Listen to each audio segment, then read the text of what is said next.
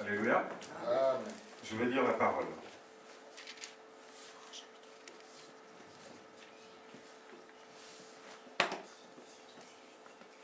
Il monta dans une barque et ses disciples le suivirent. On parle ici de Jésus-Christ.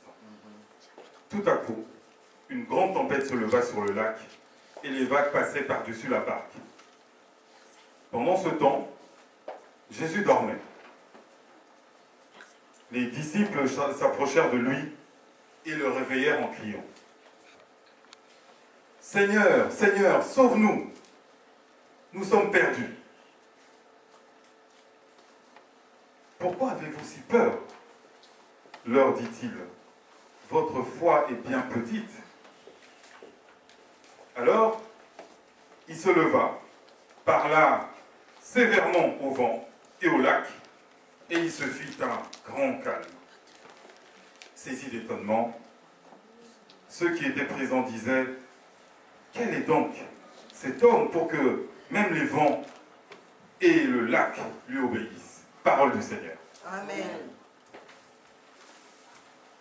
Je disais que cet évangile est un évangile bien connu. Il est repris par 3 évangélistes, Matthieu, Marc, Luc. Seul Jean n'en parle pas. C'est dire combien c'est une parole, c'est un événement qui a marqué les évangélistes qui étaient à côté du Seigneur. C'est dire combien cet événement a été pour eux bouleversant. Nous avons Jésus qui est accompagné de ses disciples et qui traverse le lac, la mer de Galilée, qui par rapport à sa position géographique est un lac qui est très très mouvementé. C'est un lac qui est très mouvementé et qui peut parfois avoir des vagues de plusieurs mètres. Et pendant que la traversée se fait, Jésus s'endort et peu à peu, la tempête se déchaîne au point que les apôtres ont peur. Ils ont peur pour leur vie. Et ils viennent réveiller le maître en disant « Mais maître, mais là toi tu dors, mais ça ne va plus. Nous allons mourir. » Et la réponse de Jésus, que nous connaissons tous, est une réponse pour le moins étonnante. Parce que Jésus leur dit, mais pourquoi avez-vous peur? Pourquoi avez-vous si peur? Et quelque part, il les engueule même en disant, mais votre foi est bien petite. Alors que, humainement parlant, nous avons un lac qui est déchaîné. Nous avons une petite barque, je ne parle pas d'un grand bateau. Je parle d'une petite barque qui est ballottée par les flots. Qu'est-ce qui vous semble le plus normal? D'être dans la position des apôtres, ça veut dire d'être quand même apeuré, ou alors de dormir tranquillement. Logiquement parlant, humainement parlant, je dirais, la réaction des apôtres était une réaction normale. Humainement parlant, de dormir quand nous sommes dans une barque et que cette barque est menacée par les flots n'est pas une réaction normale. Aujourd'hui encore, lequel d'entre nous pourrait s'endormir paisiblement en allant à Londres ou ailleurs alors que la mer s'agite et menace de vous jeter dans l'eau? Combien d'entre nous auraient le courage de dormir paisiblement comme Jésus le faisait? Cet évangile, je disais, il est bien connu, est un évangile qui nous interpelle sur notre capacité, sur notre force au moment des épreuves. Ça veut dire sur la foi que nous devons avoir. Parce que nous voyons Jésus ici, qui quand il réprimande ses apôtres, leur interpelle sur la foi. Il leur dit, mais votre foi est bien petite. Autrement dit, la réaction que les apôtres ont eue n'était pas une bonne réaction pour Jésus. Jésus s'attendait à ce que, marchant avec eux, ceci ait une réaction différente. Mais quelle réaction pouvait-il avoir? Quelle réaction devons-nous avoir aujourd'hui face à la tempête? Parce que, manifestement, ici, Jésus n'est pas d'accord. Il dit d'accord, la mer s'agite. Mais la réaction que vous avez, moi, je ne suis pas d'accord avec vous. Pourquoi? Quelle est la réaction que Jésus attend des apôtres? Quelle est la réaction que Jésus attend de nous aujourd'hui? Nous parlons ici des apôtres qui sont menacés par la tempête et le vent. Mais chacun de nous est menacé par quelque chose. Chacun de nous est menacé parfois dans sa famille par des gens qui prononcent des paroles de malédiction. Il y a parmi nous des gens qui sont menacés par la maladie. Il y a parmi nous des gens qui sont menacés par l'échec scolaire. Il y a parmi nous qui sont menacés par tant d'autres choses. Comment réagissons-nous face à ces menaces? Comment réagissons-nous face à la menace, à la maladie, à la mort, aux paroles de sorcellerie? Comment réagissons-nous? Est-ce que aujourd'hui encore nous réagissons comme les apôtres? N'est-ce pas que ceux-ci ont réveillé le Maître?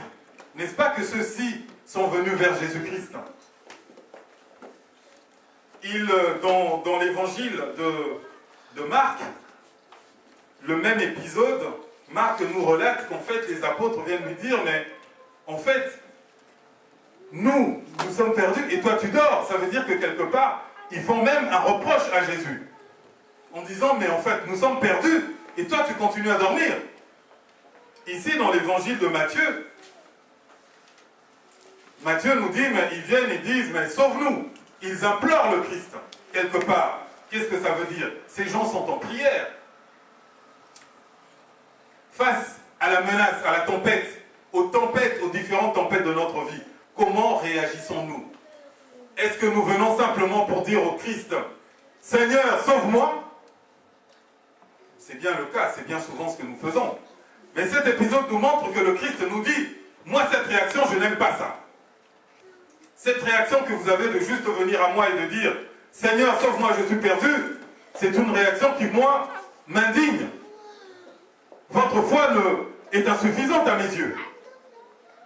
Parce que le Christ s'attend à autre chose. Parce que le Christ s'attend à une autre réaction que celle de simplement venir implorer à ses pieds. Bien sûr qu'il a répondu. Bien sûr qu'il a fait taire les éléments. Il a fait taire les éléments, mais sans doute que face à la réaction de ses apôtres, en tout cas le texte nous dit ici, que le Christ n'a pas apprécié. Or, derrière ces apôtres, il y a ici la vie de chacun de nous. Ce que le Christ n'a pas accepté avec ses apôtres, il ne l'accepte pas de toi, ni de moi, ni de qui que ce soit. Ça veut dire que le Christ nous attend ailleurs dans nos réactions. Ça veut dire que la foi doit nous apporter, doit nous pousser à avoir une réaction différente.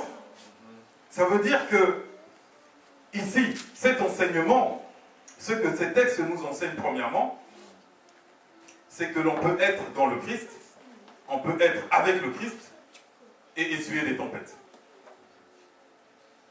Parce que les apôtres étaient bien avec le Christ. Pour autant, ils étaient face à la tempête. Ce n'est pas parce qu'ils étaient avec le Christ que la mer devait être calme. On peut être avec le Christ, on peut être pasteur, on peut être apôtre, évangéliste ou quoi que ce soit et essuyer des tempêtes. Le problème n'est pas là, c'est même une promesse des Écritures. Que nous aurons des tempêtes, nous aurons à essuyer des tempêtes. La vraie question, ce n'est pas d'essuyer ou de ne pas en essuyer. La vraie question, c'est comment réagissons-nous face aux problèmes. Dieu ne peut pas te laisser dans une tempête qui dépasse ta foi. Quand tu es dans une tourmente, dis-toi bien que tu as les ressources nécessaires pour l'affronter. Et des ressources qui, d'après Jésus ici, ne sont pas ceux de venir simplement implorer. En fait, ici, quand Jésus fait taire les éléments, on a le sentiment que l'homme qui ici se dresse face à ces éléments est l'homme selon la pensée de Dieu. Quelle est-elle? Je vais la lire. Genèse, chapitre 1, verset 26. Une parole que nous connaissons tous, une fois de plus.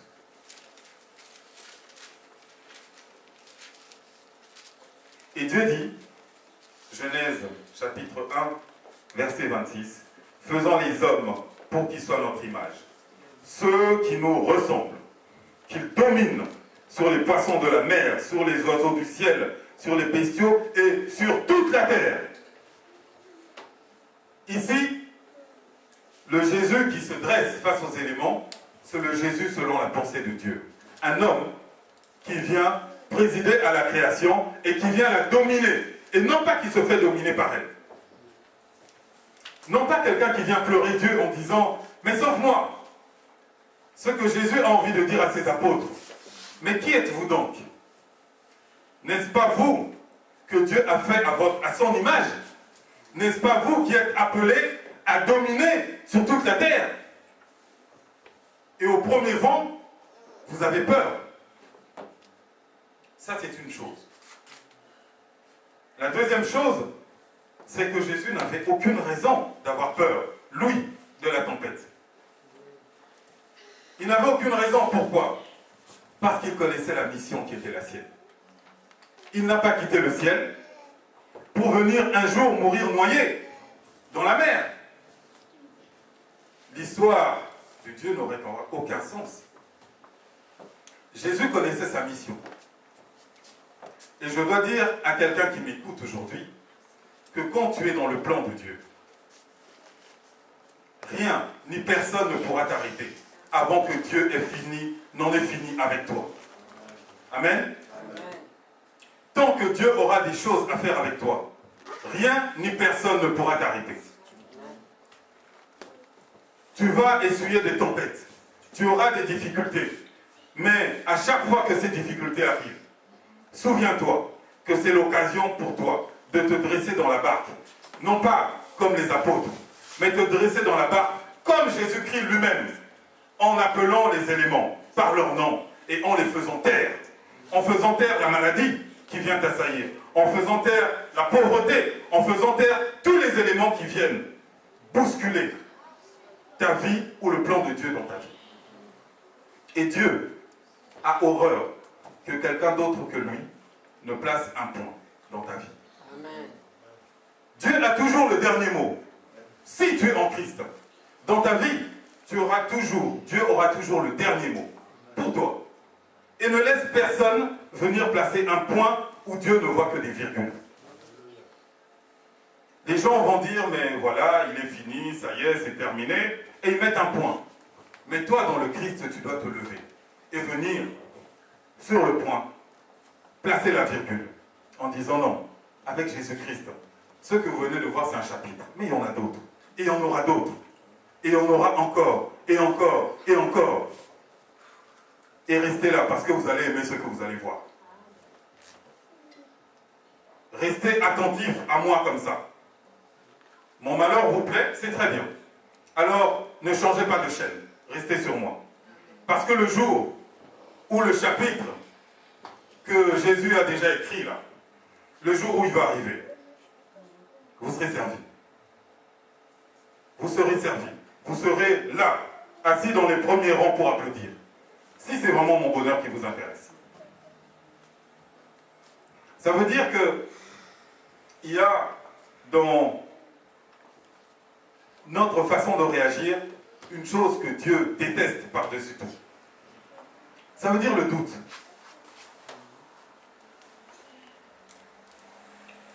La peur, c'est le contraire de la foi.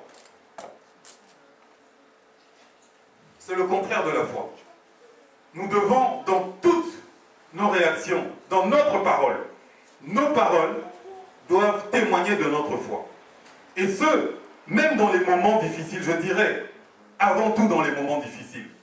Nos paroles doivent témoigner de notre foi. On doit pouvoir entendre notre foi quand nous sommes dans la difficulté.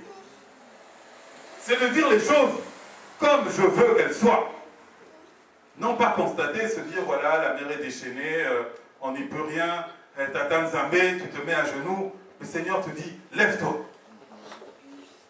Et parle comme un Dieu, pour une fois. Lève-toi. Parle comme Jésus. Vous savez, dans les témoignages que Dieu fait de Jésus-Christ, il nous dit toujours une chose. C'est mon fils bien-aimé. Écoutez-le. Mais on n'écoute pas pour rien. Nous écoutons Jésus pour pouvoir faire ce que Jésus a fait. Nous écoutons Jésus pour pouvoir faire de plus grandes choses que lui-même n'en a faites. Amen. Amen. Amen. Nous écoutons Jésus pour qu'au moment de la difficulté, la peur ne prenne pas place dans notre vie. Nous écoutons Jésus pour que nous puissions plaire à Dieu. Car dans la difficulté, c'est une opportunité pour le chrétien d'arriver et que nous puissions à nouveau plaire à Dieu. Souvenez-vous, Abraham n'a pas été justifié par ses actes. Seule sa foi a pu le mettre, lui, dans ce rang de patriarche, le premier des patriarches, par la foi. Et dans la foi, nous plaisons à Dieu. La foi dans les obstacles, dans la tempête. Ce n'est pas la petite foi que l'on peut trouver juste dans l'église et qui s'arrête juste là avant l'escalier. La foi malgré la tempête, quelle que soit la tempête. Bien sûr, nous pouvons oublier parfois. Bien sûr, il y a des moments où nous allons être secoués et oublier nos responsabilités. Mais que ce soit dans l'église, que ce soit dans la famille, que ce soit dans le couple, nous devons à chaque fois veiller à ce que nous puissions parler, témoigner de notre foi. Toi, madame, tu dois pouvoir dire à ton homme, non, non, non, non, non, non, papa, c'est vrai que moi j'ai eu peur, mais c'est pas à toi de parler comme ça. Dis-nous ce que nous allons devenir, dis-nous que nous allons nous en sortir. Ne viens pas pleurer avec moi. L'aide que Dieu a voulu pour Adam, c'est une aide qui doit commencer par la foi.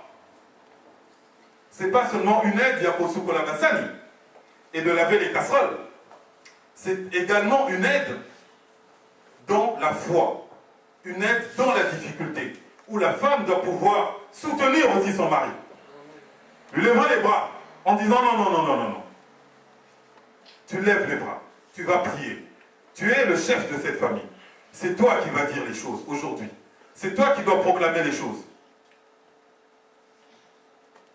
Ce n'est pas la femme qui laisse l'homme et toute la famille tomber sans rien dire et se mettre à pleurer ensemble et croire que ça fait plaisir à Dieu. Dieu ne prend aucun plaisir à voir des gens à qui il a donné sa mentalité pour qu'ils président à la création, venir pleurer comme des chiens. Un chien peut pleurer. Il n'a pas eu cette autorité de la part de Dieu. Mais nous avons, nous, cette autorité sur notre front, qui doit nous rappeler à chaque instant que nous sommes lundi. Je connaissais des problèmes pendant 6 mois, mais je peux me lever un lundi et me dresser et dire aujourd'hui, c'est terminé. Demain, à partir de demain, madame, nous commençons un nouveau cycle. Demain, mardi, nous commençons quelque chose de nouveau. Que dis-je? Mardi? Non. Aujourd'hui à 15 h, une nouvelle vie commence pour nous. Lève-toi dans la foi. Marche derrière moi. Nous allons y arriver. Parce qu'il y a des gens qui ont connu, qui ont rencontré des problèmes aussi dans la tempête. J'aime beaucoup une prière que nous pouvons lire ensemble, qui se trouve dans le livre de Jonas. C'est une prière, des fois je lis. Au début, je pensais que c'est moi qui comprenais mal les choses. Mais finalement, en lisant, je me suis dit, mais non, il est bien écrit ce qu'il est écrit.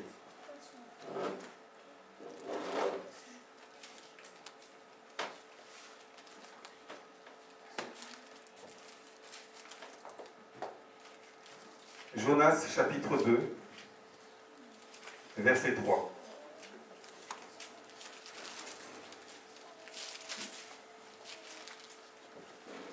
Voici ce que dit ce livre.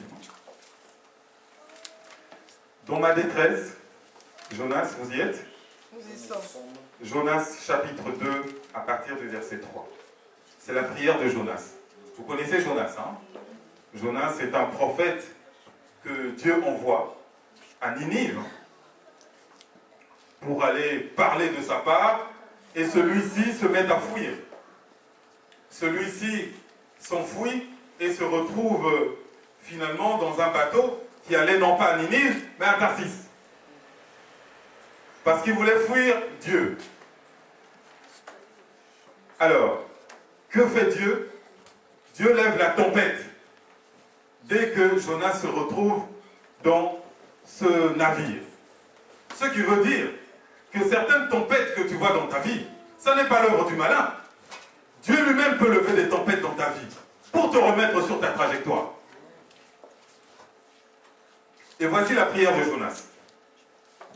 Dans ma détresse, moi, j'ai crié à l'Éternel. Et il m'a répondu. Oui, du cœur du séjour des morts, j'ai crié au secours. Et tu m'as entendu. Tu m'avais jeté dans l'abîme, au fond des océans. Et les courants m'ont encerclé. Tous tes flots et tes vagues ont déferlé sur moi. Tes flots, il ne dit pas les flots du Seigneur, ont déferlé sur moi. Je me disais, je suis chassé de devant de toi. Pourtant, je reverrai ton temple saint. Je reverrai ton temple, dit-il. Les eaux m'environnaient et menaçaient ma vie. L'abîme m'enserrait tout autour de ma tête. Les algues m'enlaçaient. Je suis descendu jusqu'au tréfonds des mers, où naissaient les montagnes. La terre avait déjà tiré derrière moi ses verrous pour toujours. La terre avait déjà fait un trait sur ma vie. Mais, du fond de la fosse, tu m'as fait remonter. Ce qui est étonnant, disais-je, sur cette parole, sur cette prière de Jonas, c'est quand il le dit. Il est dans le ventre du poisson. Jonas n'est pas encore tiré d'affaire. Ou n'importe qui, vivant, se mettrait à dire, mais Seigneur, t'es là où j'en suis. Qu'est-ce que j'ai fait? Jonas dit, merci Seigneur. Les algues m'enlacent, mais tu m'as déjà délivré. Le séjour, là-bas, sur la terre, on a fait un croix sur ma vie, mais tant que toi, tu n'as pas fait un croix sur ma vie, alors je vivrai. Je vivrai, et ces épreuves deviendront pour tous un témoignage. Ces épreuves deviendront pour moi une fierté. Je pourrai les sortir et les raconter aux gens qui sont dans la difficulté pour leur redonner le courage et l'espoir. Et pendant que Jonas dit ça, il est dans le ventre du poisson. Il n'est pas encore sauvé. Mais pour lui, il a cette foi inébranlable que ce qu'il a demandé, il a déjà reçu. N'est-ce pas ça la véritable expression de la foi? De demander et de croire que ce que nous demandons, nous l'avons déjà reçu. Ce que nous demandons est déjà écrit dans le monde invisible. Il ne reste plus que le temps pour que ces choses se traduisent dans le visible. Mais nous avons déjà dit merci. Nous l'avons déjà dit. Comme un enfant qui reçoit une promesse. Comment s'appelle notre charmante demoiselle qui embête sa maman? Merveille. À qui ses parents disent, on va t'acheter un bonbon dès qu'on sort d'ici. Mais c'est comme si la chose était faite. À moins que ce soit des mauvais parents qui n'aient pas de parole. S'ils ont une parole, la chose elle est faite. Dès qu'on sort, le bonbon sera là. Donc l'enfant peut même déjà dire merci, merci maman, merci papa. Et nous devons être dans cette foi où il s'agit non pas seulement du problème que l'on rencontre, mais il s'agit en réalité de la crédibilité même de Dieu. Il s'agit en réalité de la confiance intime que nous avons dans le Seigneur. Moi, je t'ai demandé, Seigneur. C'est fait. Le reste, c'est ton affaire. Comment les choses vont se faire? Comment la vague va s'arrêter? Comment la pauvreté va s'arrêter? Comment la maladie va s'arrêter? C'est pas mon affaire. Que la maladie, les gens appellent ça cancer, je ne sais quoi, sida, ce n'est pas mon affaire. Et d'ailleurs, l'évangile de Marc, de Matthieu et de Luc sur la tempête apaisée de Jésus nous démontre une chose. C'est que la foi, ça n'est pas de la psychologie. La foi, c'est l'affaire de Dieu. La psychologie, c'est l'affaire des hommes. La psychologie s'adresse à l'intelligence. Ici, où est l'intelligence de la tempête et du vent? C'est le Créateur lui-même qui sort sa parole créatrice pour faire taire les éléments. Il ne s'adresse pas à l'intelligence humaine. Quand nous proclamons la santé par la foi, nous ne nous adressons pas à l'intelligence humaine. Nous parlons en tant que créateurs et co-créateurs. Les gens qui sont appelés à présider à la création et qui sont appelés dans la parole de Dieu à dominer sur toute chose. C'est à ce titre que nous prions. C'est à ce titre que nous nous levons et disons les choses de foi. Nous ne sommes pas comme dans un divan de psychologue à dire les choses, parce que bien souvent, c'est ce que on dit à nos enfants, ah oui, mais la psychologie, machin, bazar. Non, nous ne manipulons pas la psychologie. La foi est au-dessus de la psychologie. La foi transcende tout le reste. La foi ne fait pas cas du problème. Elle ne fait pas cas. Tu peux dire avec ta foi que cet arbre tombe. Et cet arbre n'a pas de cerveau pour t'écouter. Nous devons avoir cette certitude de la mission dans laquelle nous sommes appelés. Celui qui sait qu'il a une mission, il marche dans la certitude. Tu peux rentrer dans l'avion et savoir que ta seule présence est un gage que l'avion va arriver à destination. Tu peux rentrer dans une voiture et dire aux gens avec foi que parce que toi tu es là, tu ne sais pas pour eux, tu ne vas pas témoigner pour eux, mais ta seule présence dans cette voiture est un gage que vous allez arriver à destination. Et dans le nom de Jésus-Christ, tu le dis avec foi et tu le crois parce que ces choses sont réelles. Nous parlons ici de promesses.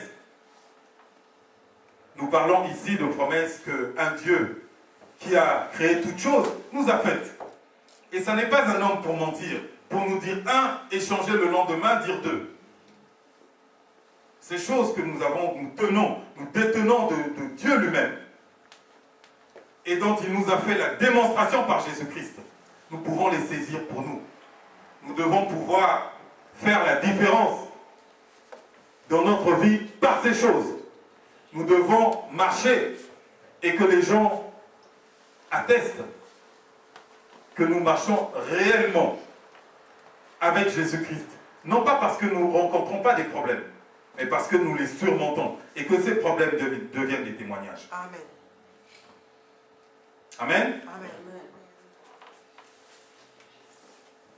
Nous allons